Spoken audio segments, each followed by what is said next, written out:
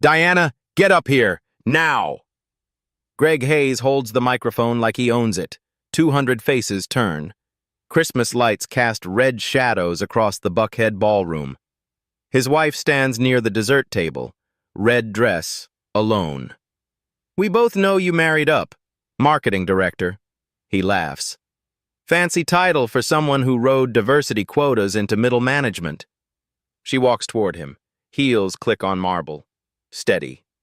Even. Here's the deal, sweetheart. I'm filing for divorce. Tonight. You're going to sign right here so everyone can witness you didn't earn a damn thing from this marriage. He unfolds papers. No alimony, no assets. You leave with exactly what you brought. Nothing. Silence. Thick. Choking. I've supported your little career long enough. Time to cut dead weight. She takes the pen. Okay. 3 loops. 1 line. Phones rise. Instagram stories go live. What he doesn't know, the quiet woman in red comes from power he can't imagine. Diana Brooks drives to the Christmas party alone. Again. 6 years of marriage. They've arrived separately for the last 18 months. She tells herself it's practical. His sales calls run late. Her marketing deadlines pile up. But the truth sits heavier. They stopped being a team somewhere between year 3 and year 4. She parks her car in the hotel garage. Check her lipstick in the rearview mirror. The red dress was a choice. Bold, confidence, everything she doesn't feel tonight. Greg Hayes, 38, VP of Sales at Tech Corp Atlanta, golden boy, quota crusher, the kind of man who walks into rooms and people lean in. He closes deals other reps can't touch. $12 million in revenue over 3 years. Management loves him. His team fears him just enough to perform.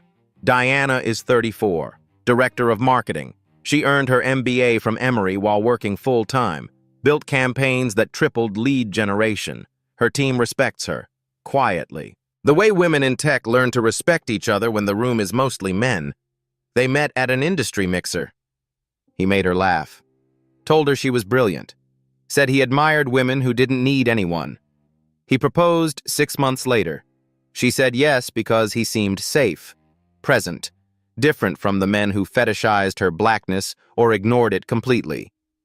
He said once, early on, I married you for love, Diana, not connections. She didn't understand the comment then. She kept her maiden name professionally.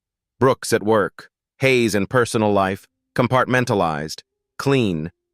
She never mentioned her family, never brought her father to company events, never used his name to open doors. Her father, Lawrence Brooks, 62, CEO of Brooks Holdings, private equity firm based in Nashville. He built his wealth slowly, carefully, invested in mid-size companies with strong fundamentals. TechCorp was one of them. Acquired 73% ownership in 2019. Public record, Georgia Secretary of State filing. Anyone could look it up. Greg never did. Diana enters the ballroom. White lights strung across the ceiling. Evergreen garlands on every table. Open bar. 200 employees and their spouses. The smell of expensive cologne and evergreen. Holiday music humming under conversations. Greg stands near the bar. His hand rests on a colleague's shoulder. He laughs, loud, performative. He doesn't look for her when she walks in. She finds her marketing team near the back. They smile, hug her, ask about holiday plans. She lies, says things are fine, work is good, marriage is fine, everything is fine. At 9:15, Greg texts her. I need to talk after my speech. She doesn't respond. At 9:30, he takes the microphone. No one asked him to. He just does. Diana's stomach drops. She knows that look. The one he gets when he's about to win something. When a deal closes. When a competitor falls. When he gets what he wants. Her phone buzzes. A text from her father. Call me when you can. She silences it. Greg's voice fills the room. Before we toast to another great year, Diana's hands go cold. I need my wife to do something for me. Diana walks toward him. Every step is measured. The room watches. She can feel eyes on her back, on her dress, on her face. Greg holds the microphone in one hand, divorce papers in the other. We both know this marriage is over, he says. His voice carries to every corner. Let's end it with dignity, right here, right now. No lawyers dragging it out. Someone near the front coughs. A glass clinks against a table. No one moves. He reads the terms, loud, clear. No alimony, no shared assets, clean break. You keep your career, I keep mine. He pauses, looks at her. You didn't marry me for money anyway. Right, Diana? Her throat tightens. She doesn't answer. Sign it, he says. Holds out a pen. Then we can both move on like adults. The silence is heavy, suffocating. She can hear her own heartbeat, hear ice shifting in someone's drink, hear the faint buzz of the overhead lights. Her hand reaches for the pen. It doesn't shake. She trained herself years ago not to let her hands shake in rooms full of people who expect her to fail. 3 loops, 1 straight line. Done. She places the pen on the table, turns, walks toward the exit. Behind her, Greg's voice again. See? Mutual. No drama. Just 2 adults being honest. Someone laughs. Nervous. Uncomfortable. Another person clears their throat. Diana's heels click on marble. Steady. Even. She doesn't look back. The doors close behind her. The hallway is empty. Quiet. She leans against the wall. Breathes. Her phone buzzes. Texts flooding in. OMG, are you okay? What just happened? Diana? Call me. She scrolls past them. Open Instagram.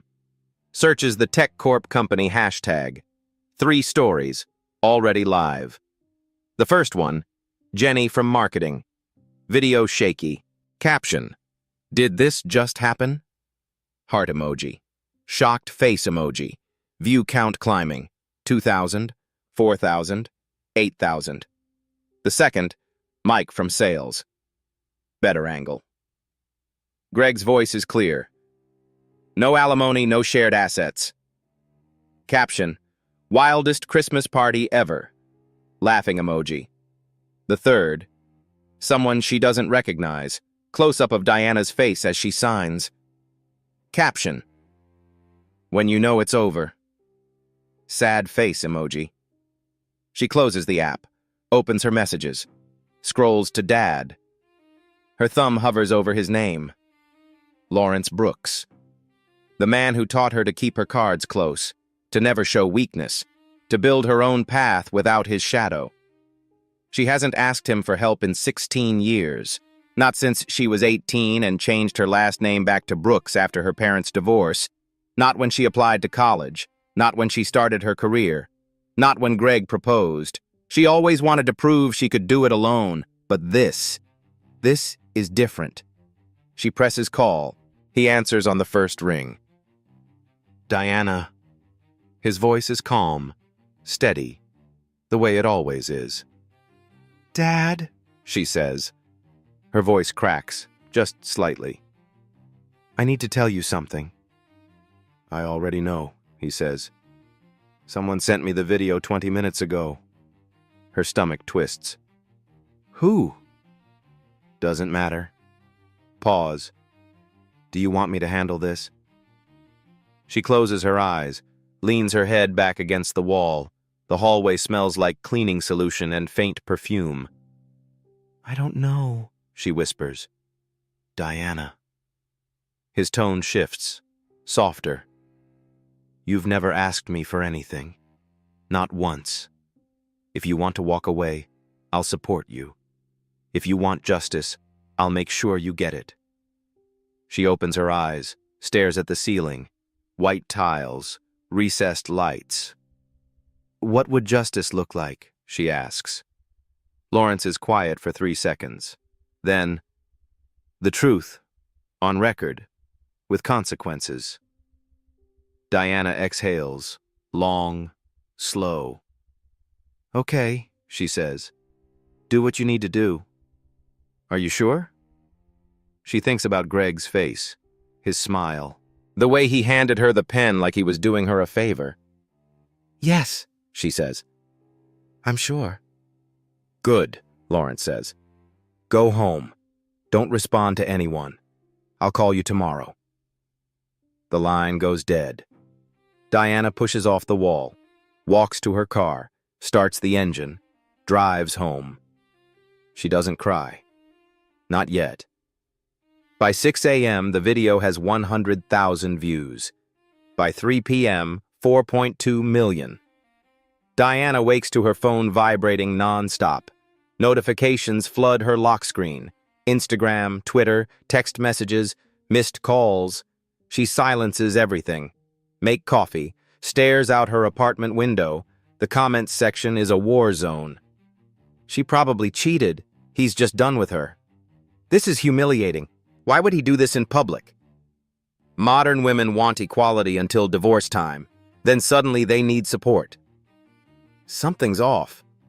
Why is she so calm? She's hiding something. He said no drama, but he literally created all the drama. Make it make sense. Y'all are missing the point. He called her out in front of 200 people. That's abuse. The replies split.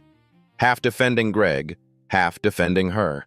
Most just watching, eating popcorn, waiting for the next act. December 22nd.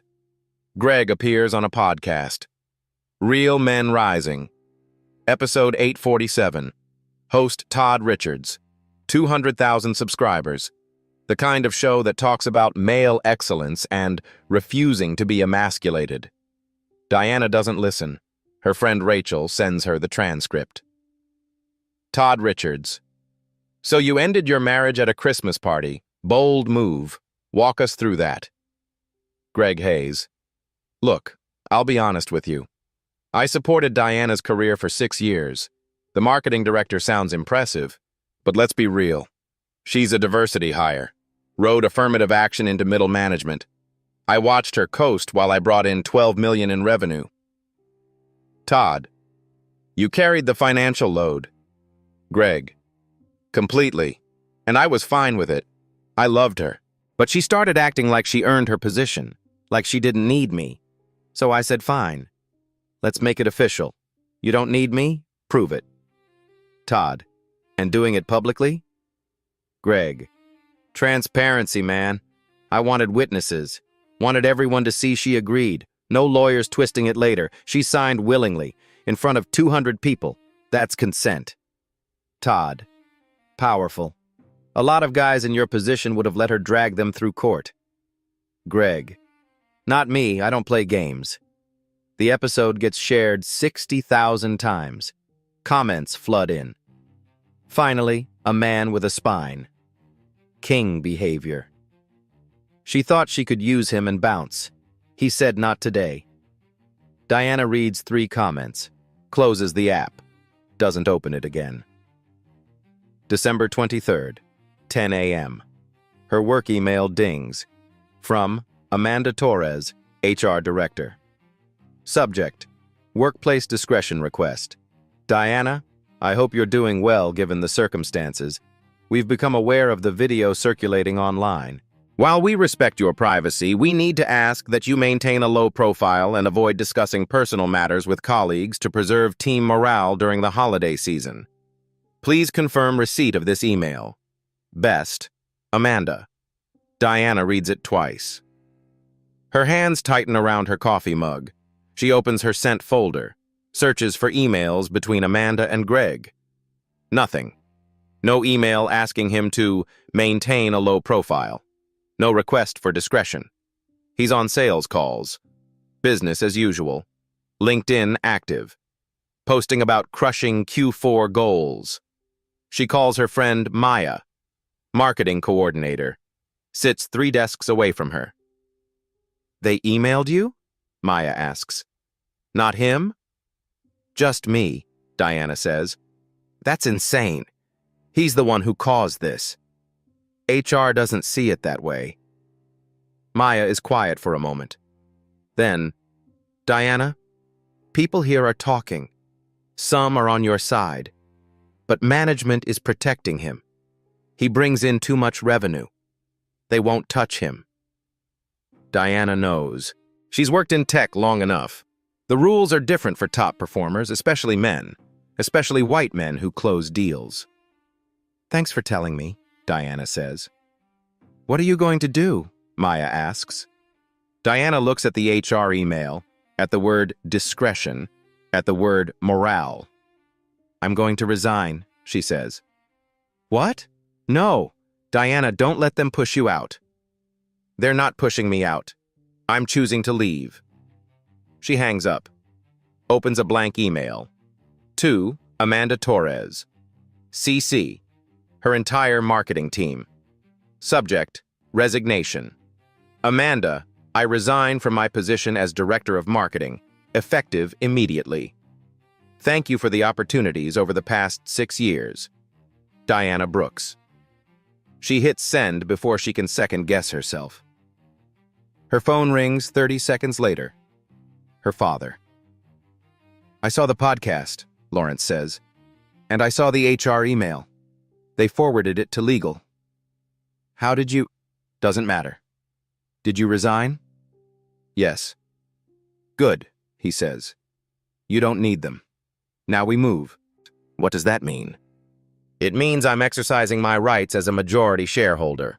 Brooks Holdings is initiating a full compliance audit of TechCorp. Expense reports, HR files, employee exit interviews, everything. Diana's breath catches. Dad, that's necessary, he says. If they protect him, they'll protect others. This isn't about you anymore. This is about patterns. When? Audit notice goes out December 26th. Carter and Associates, Forensic Accounting. They'll have 7 days to produce documents. Diana closes her eyes. He's going to know it's because of me. Let him think that, Lawrence says. Let him think you're bitter. Let him think you're using me. The truth will speak for itself. That evening, Diana's phone buzzes. Text from Greg. Heard you quit. Probably for the best. You weren't cut out for that level anyway. Good luck with whatever's next. She doesn't respond. She pours herself wine, sits on her couch, turns off her phone. Tomorrow, the audit begins. Diana Brooks. Maiden name, Diana Brooks. Married name, Diana Hayes. At work, Diana Brooks. Greg never asked why she kept her maiden name professionally. If he had, he might have Googled it. December 24th, Christmas Eve. Diana sits in her apartment. No tree, no decorations, just silence. Her phone rings. Lawrence. The audit notice went out this morning, he says. TechCorp executives received it 2 hours ago. What does it say? Brooks Holdings is exercising audit rights per the shareholder agreement. Scope: expense reports, HR complaint files, employee exit interviews, past 5 years. External auditor, Carter and Associates. They specialize in forensic accounting, corporate fraud, employment law violations. Diana's stomach tightens. They'll know you're doing this because of me. They'll suspect, Lawrence says. But the audit is legal. Standard shareholder oversight. They can't refuse. Who else knows? About us? No one at TechCorp. I've kept my distance deliberately. Never visited the Atlanta office. All board meetings are virtual. I wanted you to build your career without my shadow. Diana's throat tightens. She never told anyone at work. Never mentioned her father's name. Never used his connections. She wanted to prove she belonged on her own merit. Thank you for that, she whispers. You earned everything yourself, Lawrence says. Now let's make sure everyone knows it. December 26th, the day after Christmas. Greg Hayes opens his work email. Subject line, Audit Notice, Immediate Compliance Required. He reads it twice, forwards it to Kenneth Palmer, his mentor, board member, the man who promoted him 3 times. Greg's message, WTF is this about? Kenneth replies 10 minutes later, probably routine. Brooks Holdings does this occasionally. Standard shareholder oversight. Don't worry. Greg texts his friend Jason, VP of Operations. Did you get the audit email? Jason. Yeah, expense reports and HR files. Pain in the ass, but whatever. Greg. Why now? Jason. Who knows? Probably end-of-year compliance stuff. Greg leans back in his chair. Thinks. Brooks Holdings. He's heard the name. Majority shareholder. Owns 73%. Some private equity firm out of Nashville. He Googles Brooks Holdings CEO. Lawrence Brooks. 62. Founded the firm in 1998. Net worth estimated at $400 million. Investments in tech, healthcare, manufacturing. Greg scrolls through images. Professional headshots. Conference panels. Nothing interesting. He closes the tab. Texts his friend. My ex-wife's dad apparently runs some holding company. She's probably trying to get him to mess with me. Pathetic. Won't work. Jason. Seriously? Greg. Yeah. Last name Brooks. Can't be a coincidence. Jason. That's wild. But dude, if he owns the company, you might want to be careful. Greg laughs. Types back. He can audit all he wants. My numbers are clean. 12 million in revenue. I'm untouchable. He posts on Instagram. Photo from his Aspen ski trip, taken yesterday. Blue sky, snow, sunglasses. Caption. Living my best life. No regrets. Onward and upward. Comments flood in within minutes. King! You deserve happiness, brother. She wasn't worth it anyway. Upgrade coming soon. Greg screenshots the comments, sends them to his group chat. The people have spoken.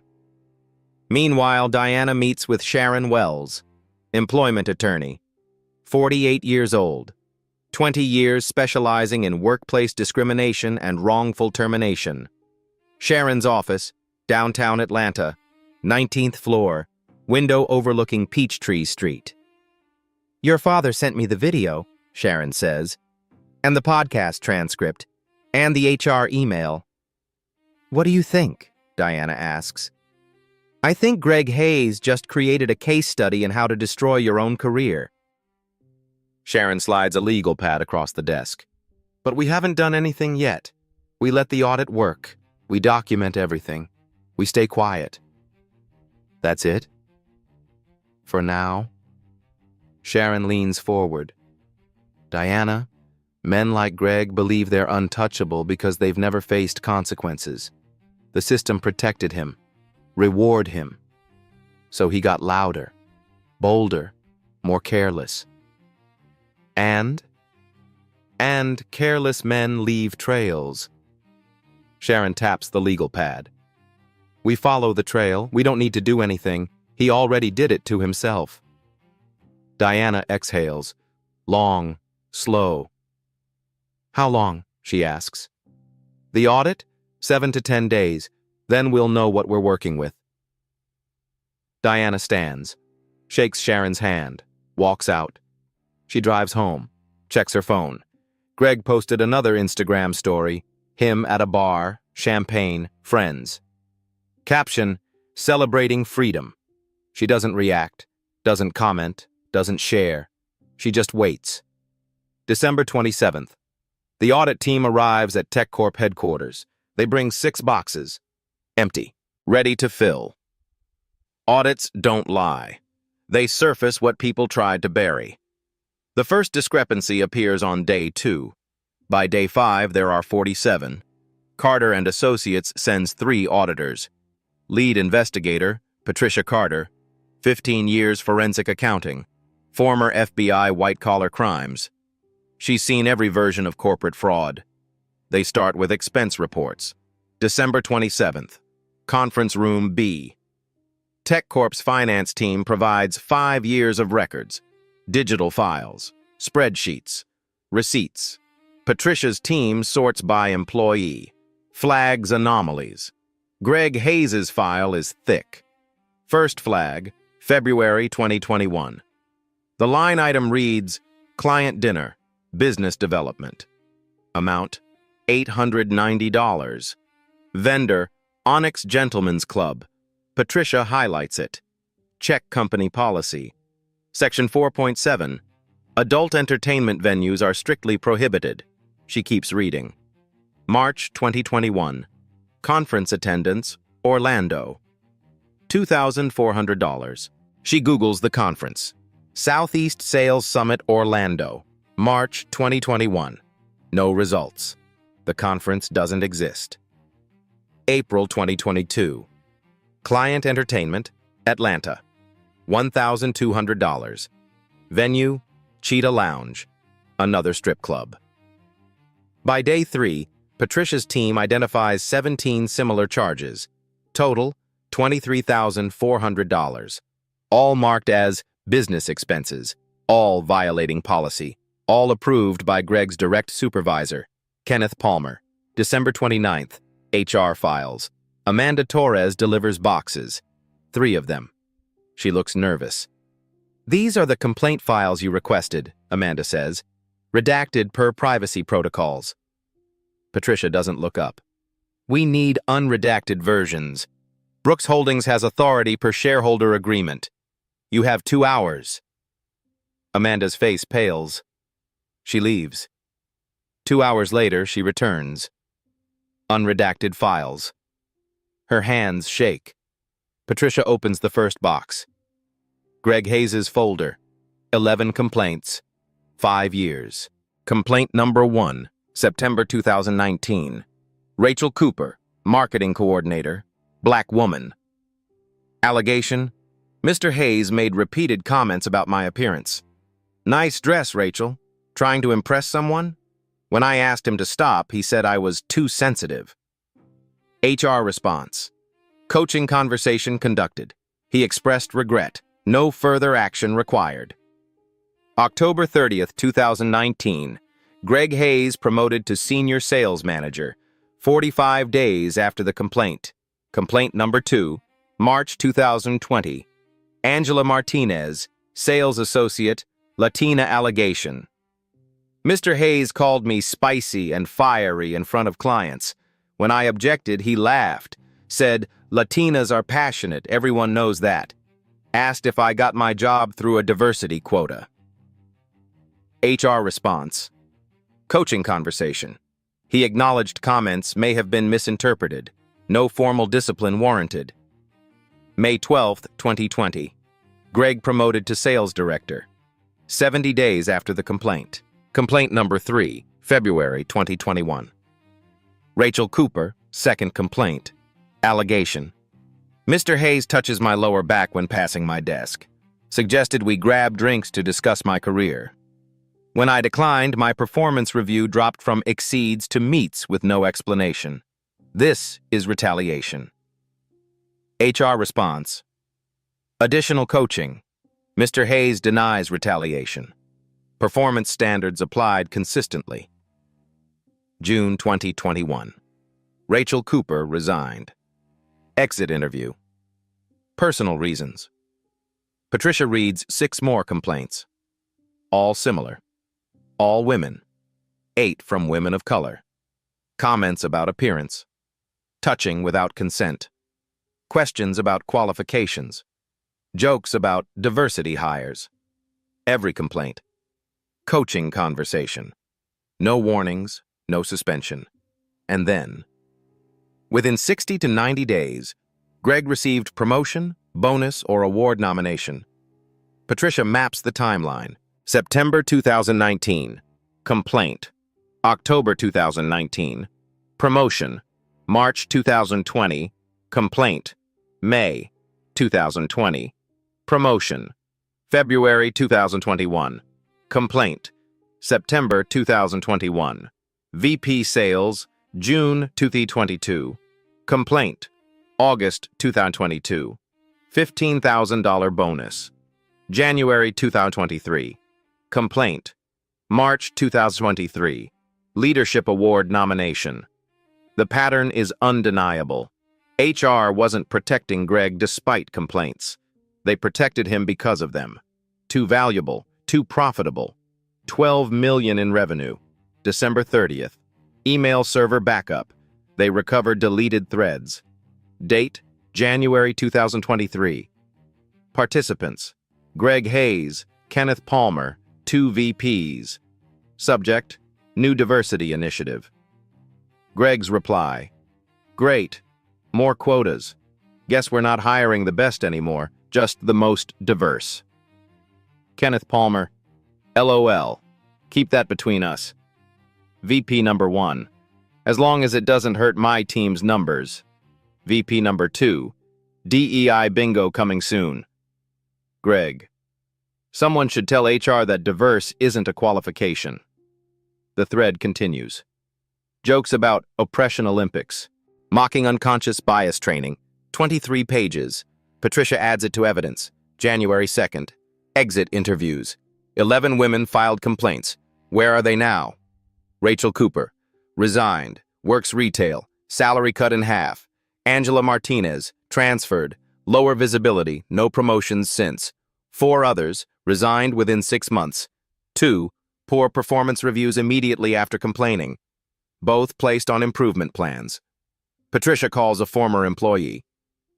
I filed a complaint, the woman says. Voice quiet, tired.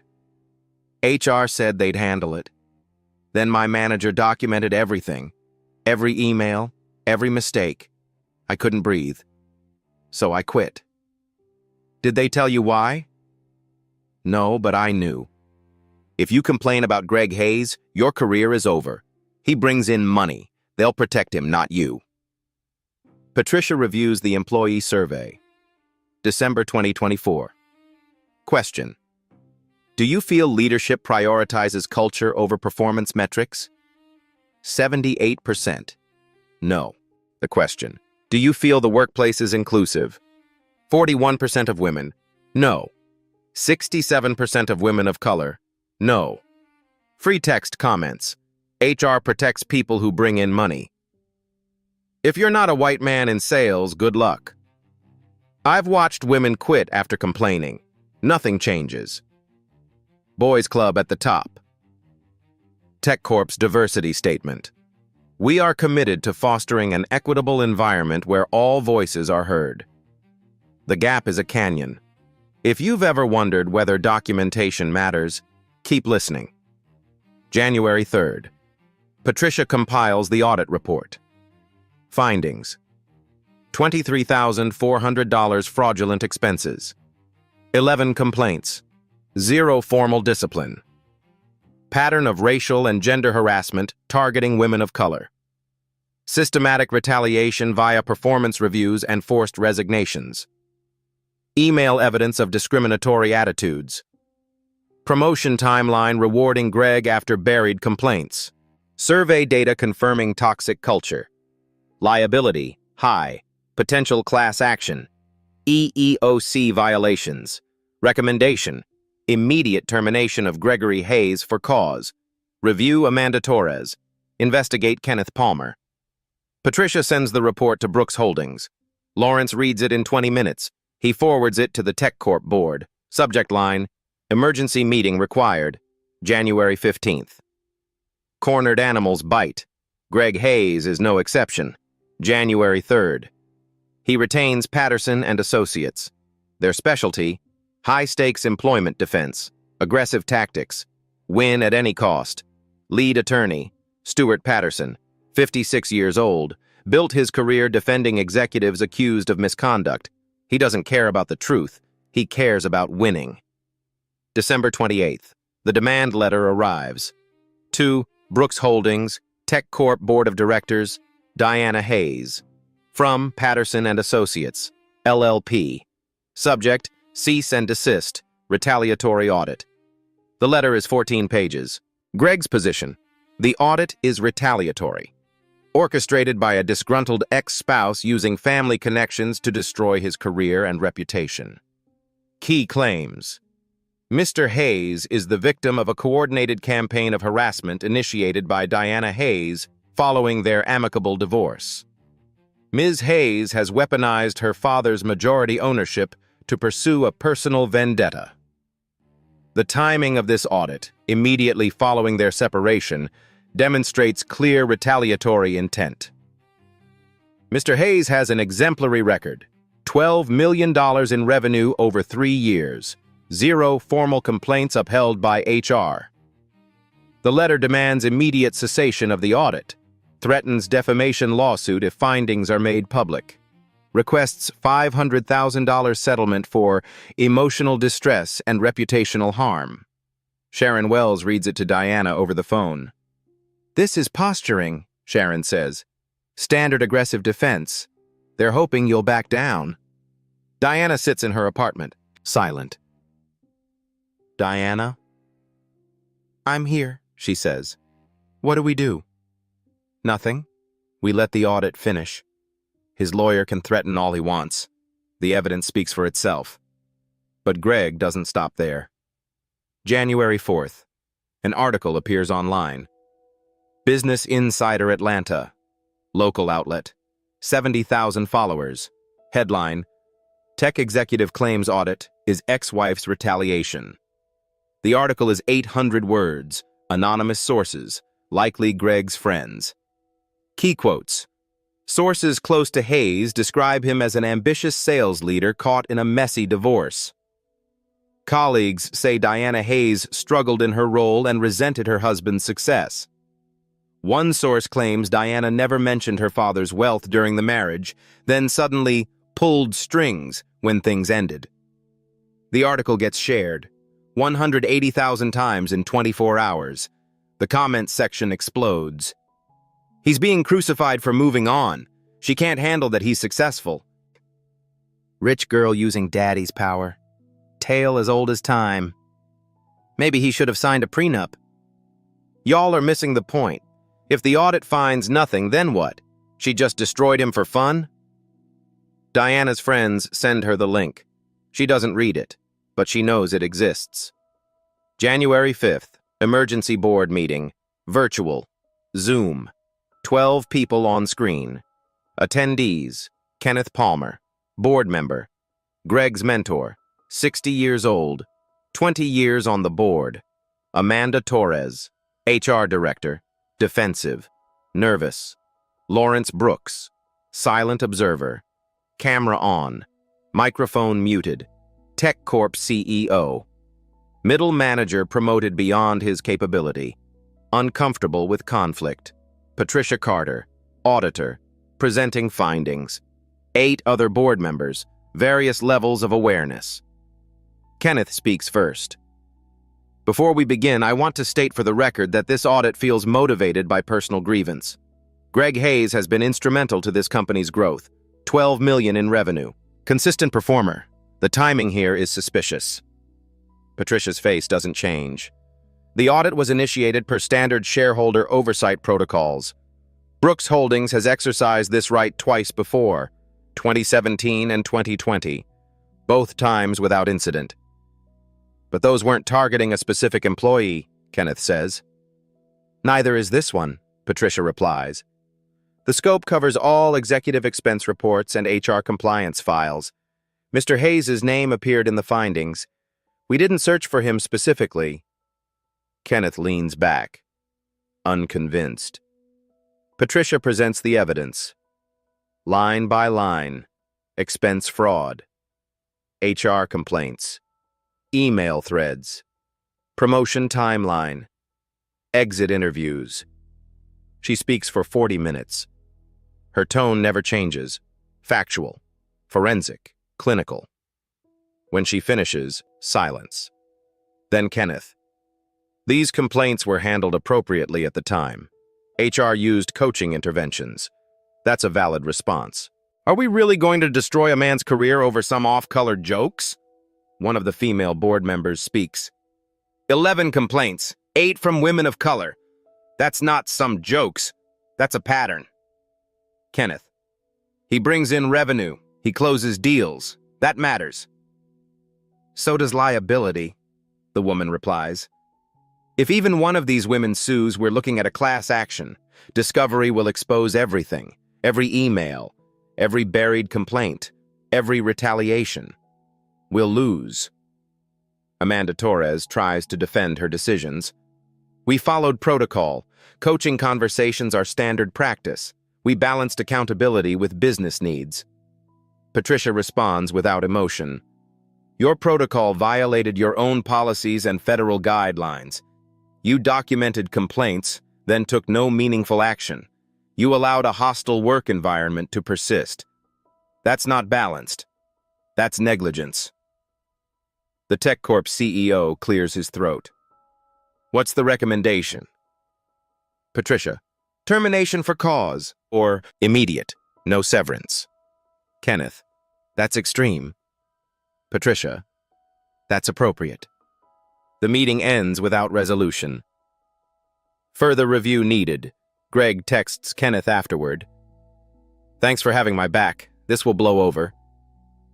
Kenneth doesn't respond immediately. He's starting to worry. January 6th. Diana sits in her apartment, stares at her phone. The demand letter. The article. The board meeting summary Sharon sent her. She thinks about stopping. About calling her father. About saying, let's drop this. Her phone buzzes. Text from an unknown number. Hi, Diana. My name is Rachel Cooper. I worked at TechCorp 2020 to 2021. I filed a complaint against Greg Hayes. I need to tell you what he did to me. Diana stares at the message. Her hands start shaking. She types back, I'm listening. Justice isn't always empowering. Sometimes it's just heavy. January 7th. Diana meets Rachel Cooper at a coffee shop in Decatur. Small place, quiet, away from downtown, away from TechCorp, away from anyone who might recognize them.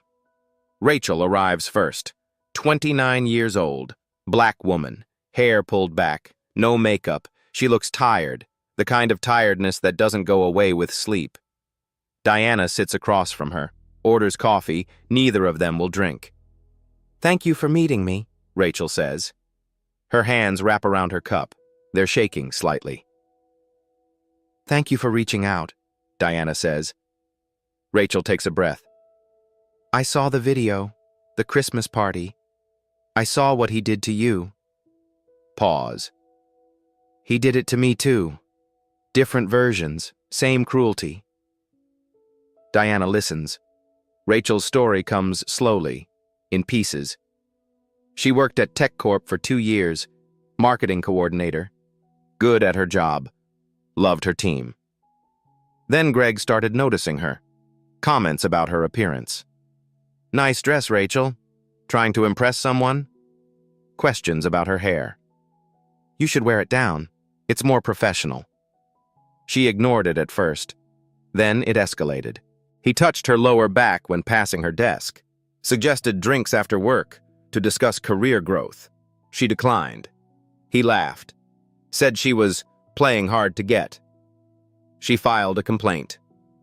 September 2019, HR called her in. Asked her to describe everything. She did. They took notes. Said they'd handle it. 2 weeks later, coaching conversation with Greg. He apologized. Said it was a misunderstanding. 1 month later, he was promoted. Rachel kept working. Kept her head down. Avoid him when possible. February 2021. He cornered her in the break room. Asked why she was still being cold to him. She said she was uncomfortable. He said she was holding a grudge. Her performance review came back. Downgraded. Meets expectations instead of exceeds. No explanation. No warning. She filed another complaint. HR said they'd investigated the first one, found no wrongdoing. Suggested she focus on professional development. She quit 3 months later. I couldn't afford to leave, Rachel says. Her voice cracks.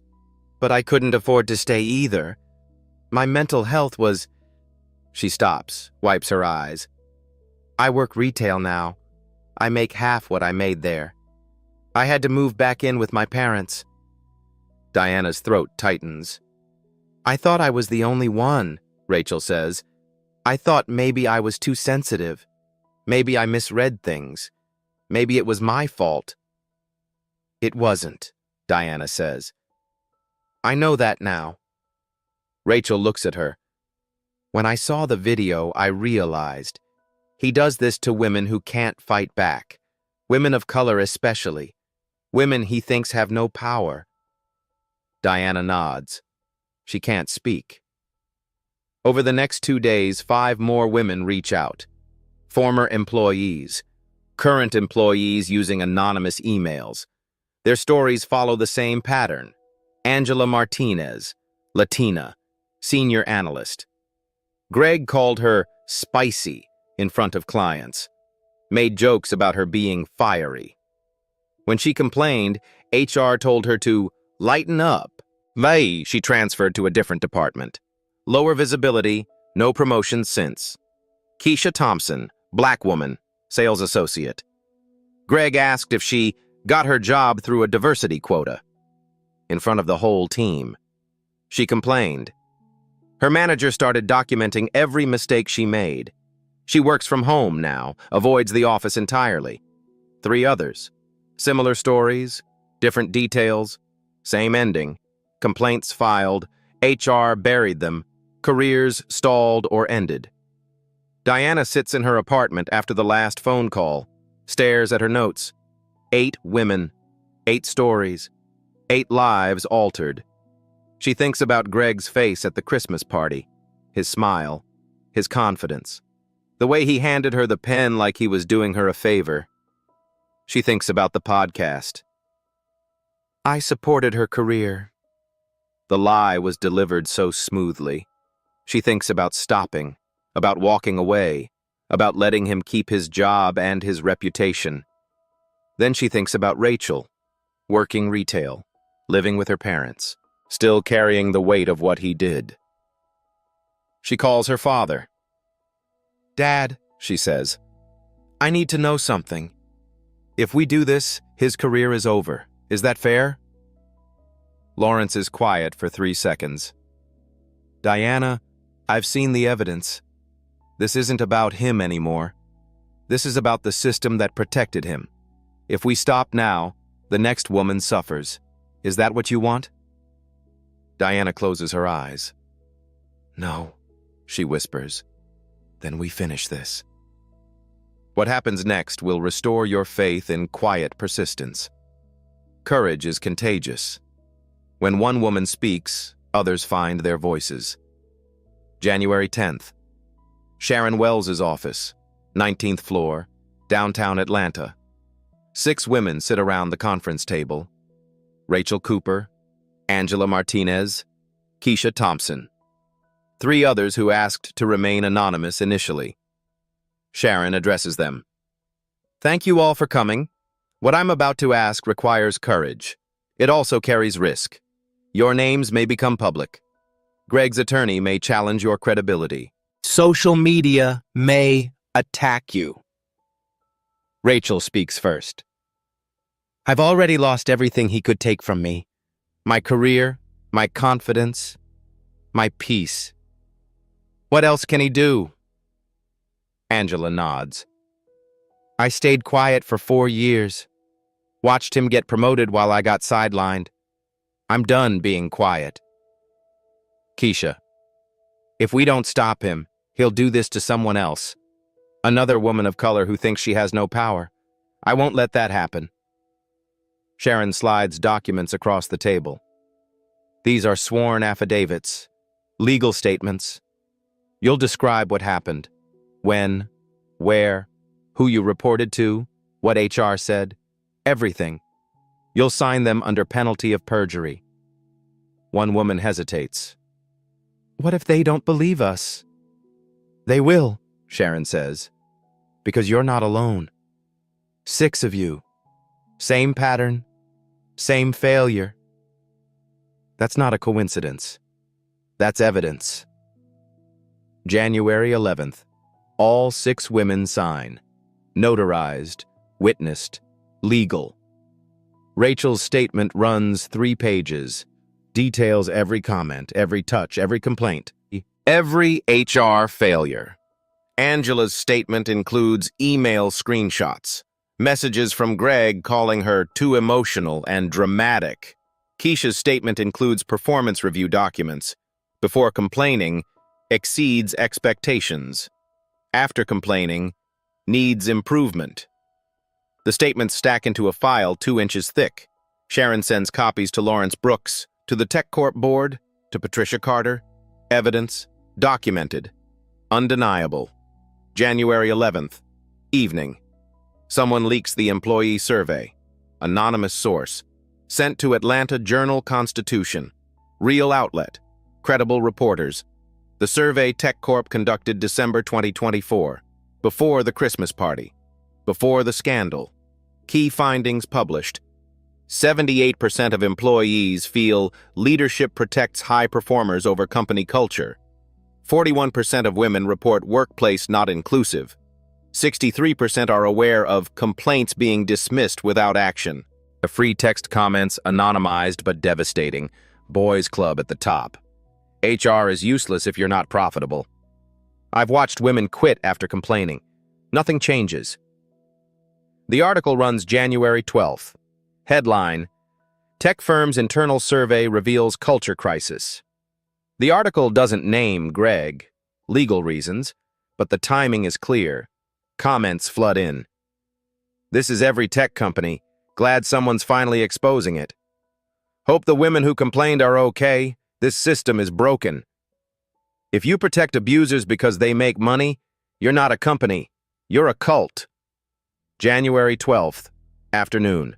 A LinkedIn post goes viral. Author: senior female manager at a different Atlanta tech firm. Not Tech Corp, but close enough to matter. The post: I've watched a story unfold this month.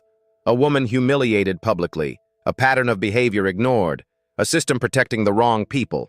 To every woman who's been told, that's just his humor or he doesn't mean harm, I see you.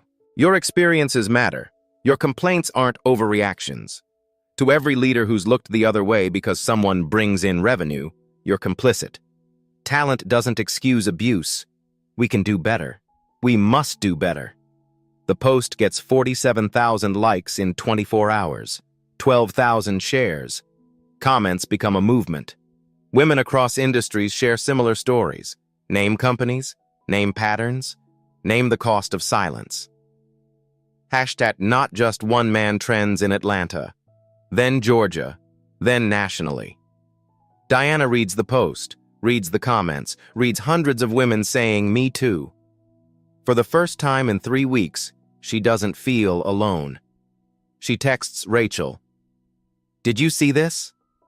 Rachel replies, "Yes, we did this, all of us." Diana puts down her phone, stares out her window.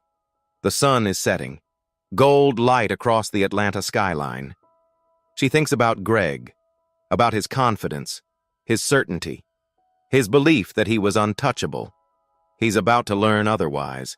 Greg Hayes didn't demand a divorce at a Christmas party on impulse. He'd been planning it since April.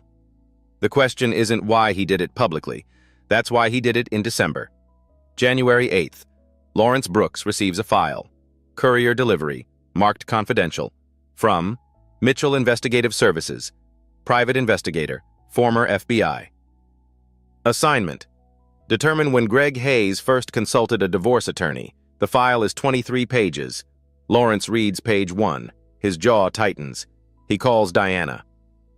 "I'm sending you something. Read it, then call me back." Diana opens the PDF 20 minutes later. Finding number 1. Initial consultation. Date, April 18th, 2024. Attorney, Morgan and Associates, Family Law, Atlanta. Greg Hayes met with Thomas Morgan. 90-minute consultation.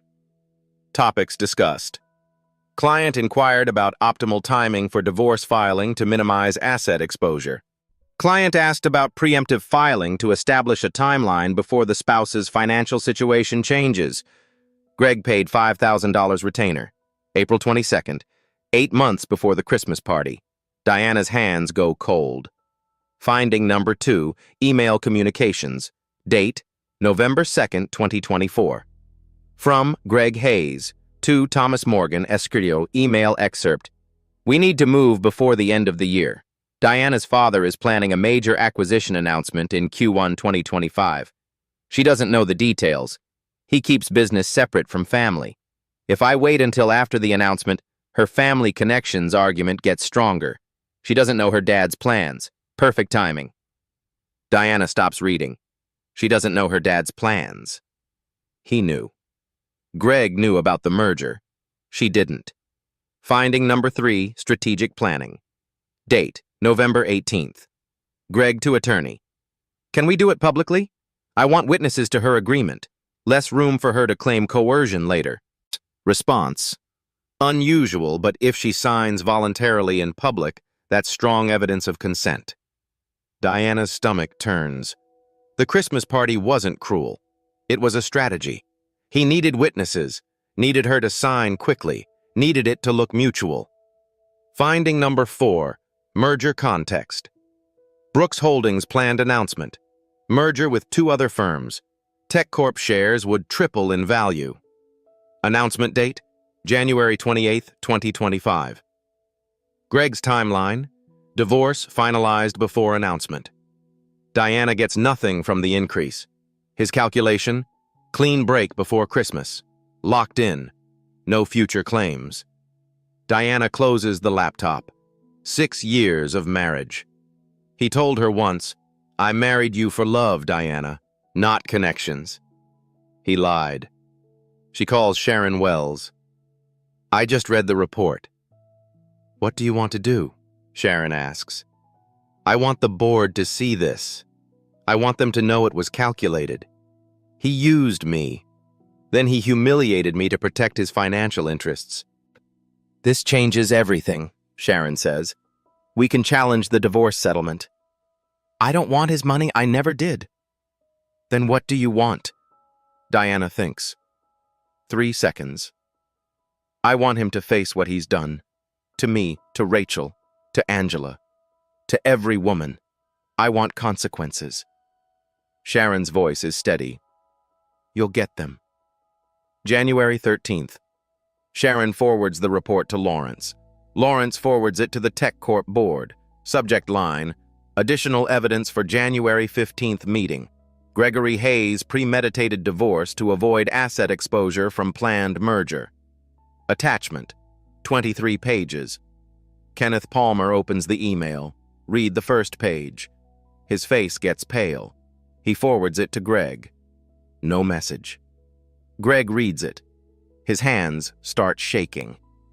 Some trials happen in courtrooms, others in boardrooms. The verdict is the same. January 15th, 2 p.m. Emergency board meeting. Virtual. Zoom. 12 board members. Greg Hayes was invited to attend. He joins from his home office. Suit, tie, professional. He thinks he's going to defend himself. He's wrong. Lawrence Brooks speaks first. His tone is calm, forensic, no emotion. We initiated this audit due to concerns about HR compliance and expense management. What we found exceeded those concerns. He presents the findings. Methodical, line by line. $23,400 fraudulent expenses. 11 HR complaints. 0 formal discipline. Racist email communications. Promotion timeline showing rewards after buried complaints. 6 sworn witness statements. Each receipt displayed on screen share. Each document is time-stamped, sourced, verified. Lawrence's narration, facts only, no editorial. Between 2019 and 2024, 11 formal complaints were filed against Mr. Hayes. Company policy requires formal discipline after 3 complaints involving similar behavior. Mr. Hayes received coaching conversations. No written warnings, no suspension, no demotion. Pause. Within 60 to 90 days of each complaint being filed, Mr. Hayes received a promotion, bonus, or leadership award nomination. The board members lean forward. Some take notes. Some just stare. Lawrence continues. We also have evidence that Mr. Hayes planned his divorce 8 months in advance, consulted an attorney in April, timed the public filing to occur before a planned merger announcement to avoid asset exposure. He shares the email. Greg's words on screen. She doesn't know her dad's plans. Perfect timing. Silence. Heavy. Suffocating. Greg's face on camera goes pale. Kenneth Palmer tries to intervene. I've known Greg for 6 years. He's a talented leader. Some of this seems like personality conflicts being weaponized. Lawrence responds, still calm. Mr. Palmer, did you participate in the email thread dated January 2023? Subject line, New Diversity Initiative? Kenneth's camera feed freezes. His microphone stays muted. Lawrence continues. Your reply was, LOL. Keep that between us. Would you like to explain that to the board? No response. Greg unmutes. Those emails were jokes, taken out of context. And the divorce, yes, I consulted an attorney. That's not illegal. I was protecting my interests. Lawrence. By humiliating your wife in front of 200 people? She agreed, Greg says, his voice rising. She signed. Voluntarily. Under false pretenses, Lawrence says. You manipulated the timeline. You knew about the merger. She didn't. You obtained her signature through strategic deception. Greg. This is a witch hunt. I've brought in $12 million in revenue. These complaints were handled. HR cleared me every time. Lawrence. HR buried them. There's a difference. One female board member speaks. Mr. Hayes, 8 women of color filed complaints against you. Can you explain why the pattern is so specific? Greg hesitates. I don't see race. I treat everyone the same. Clearly not, she says. The board chair calls for a vote. Motion to terminate Gregory Hayes for cause, effective immediately, no severance. Per company policy section 8.3, gross misconduct. 8 hands raise. 1 opposed, Kenneth Palmer. Greg's face on screen. Shock. Disbelief. This is illegal, he says. I'll sue. Lawrence unmutes. Final words. Mr. Hayes, you can certainly try, but you should know the woman you humiliated at the Christmas party is my daughter, and unlike you, she never used family connections to advance her career. She didn't need to. Greg's camera feed goes black. Meeting ends. Justice doesn't always look like victory. Sometimes it looks like peace. April 2025. 3 months later. Diana Brooks starts a new position. Chief Marketing Officer. Different companies. Better culture. Larger team. 40% salary increase. She kept her maiden name. Brooks. Always Brooks. Her new CEO knows her story. Hired her anyway. Your resilience is what we need here. Well, 3 women were promoted under her leadership in the first month. 2 of them are women of color. Greg Hayes updates his LinkedIn. Again. Open to opportunities. Posted January 16th. Still there. Still searching. He's applied to 43 positions. 0 offers. Recruiters ghost him. Industry contacts go silent. His name carries weight now. The wrong kind. His last Instagram post, inspirational quote about resilience. Comments turned off. TechCorp implements new policies. April 1st. 3 complaint rule. Any employee with 3 similar complaints receives mandatory external investigation. Retaliation tracking. Automatic audit if a complaining employee receives negative review within 6 months. New HR director hired. Amanda Torres was terminated in February. Employee survey, April 2025. 64% say culture is improving, up from 22%. Kenneth Palmer resigned from the board. January 17th. Quiet exit. No statement. Diana sits in her apartment, Saturday evening. Quiet. She pours champagne. Not celebrating, just existing. The glass catches light. Red and green reflections from the city below. She thinks about the Christmas party. The red dress. The pen. The silence. Feels nothing now. No anger. No sadness. Just distance. Some bridges burn themselves, and that's okay. Dignity cannot be negotiated. Power doesn't always announce itself. And sometimes, the quietest person in the room is the one who decides how the story ends. If this story meant something to you, if you've ever felt invisible, overlooked, or silenced, share it. Not for revenge, for recognition. Because your story matters too. Subscribe to Black Tales Stories. There are more stories like Diana's, and they all deserve to be told. Thank you for listening.